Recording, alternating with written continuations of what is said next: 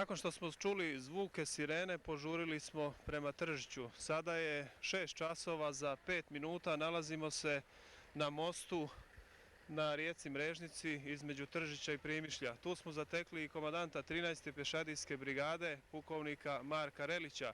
Upravo iz Tržića dolazi kolona civila sa vozilima, sa stokom. Gospodine komandante, šta ovo znači? Pa ovo je vežba na osnovu pretpostavke po kojima radimo i našim saznanjima i mi pre toga moramo evakuisati civilno stanovništvo iz zone borbenih dejstava, a jedinice one izvršavaju svoje zadatke koje su dobile. Znači, bitno nam je da uvežbamo narod, civilno stanovništvo da se izvuče. Znači, bitno nam je da uvežbamo narod, civilno stanovništvo da se izvuče, da bude što manje žrtava. Da li ste zadovoljni dosadašnjim dijelom vježbe i da li su pripadnici 13. pješadijske brigade angažovani u ovoj vježbi ili su oni na svojim položajima? Pripadnici 13. brigade su na svojim položajima prema zadacima koje su dobile. Svi vojnici su na položaju, a sa ovim ponašanjem i odnosom stanovnika sam vrlo zadovoljan. Oni su shvatili situaciju i svesni su da se moramo pripremiti i uvežbati ako dođemo u stvarnu situaciju da se izvučemo, da ne bude nepotrebnih žrtava. I da nam se ne ponovi ono što se ponovilo u Zapadnoj Slavoniji. U svakom slučaju. Hvala vam lijepo. Molim.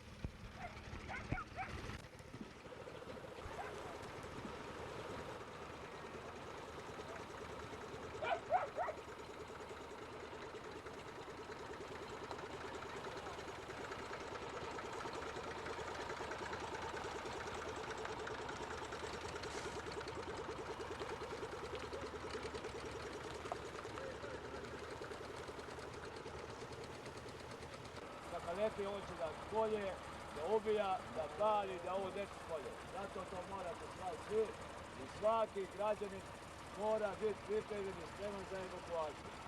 Ovo neće uvijek biti najavljeno, neće imati dovoljno vremena da priprema, možda će se kreti, skrenuti što ukotiš i gdje da spasi krivu glavu. Morate se pripremiti. Jer Tržić nam je prvi na udaru. Znači, htjeli smo da to proverimo. I mi kroz ovu vežbu moramo sagledati da li smo dobro pripremljeni, da li smo dobro organizovali i kako trebamo to najbolje moguće uraditi da nam ne bi bilo u slučaju dejstava civilnih žrtava. Blagovremeno moramo evakuisati stanovništvo.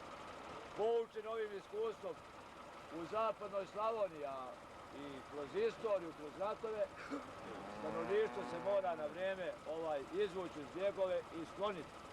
A jedinice i vojska ona ostaje na položaju i izvršava svoje zadatke. Jako je važno i bitno da vi shvatite i da znate da morate se kući u okviru porodice pripremiti, sve to organizovati i na dati signal mora se izvući u reon tamo gdje je to predviđeno.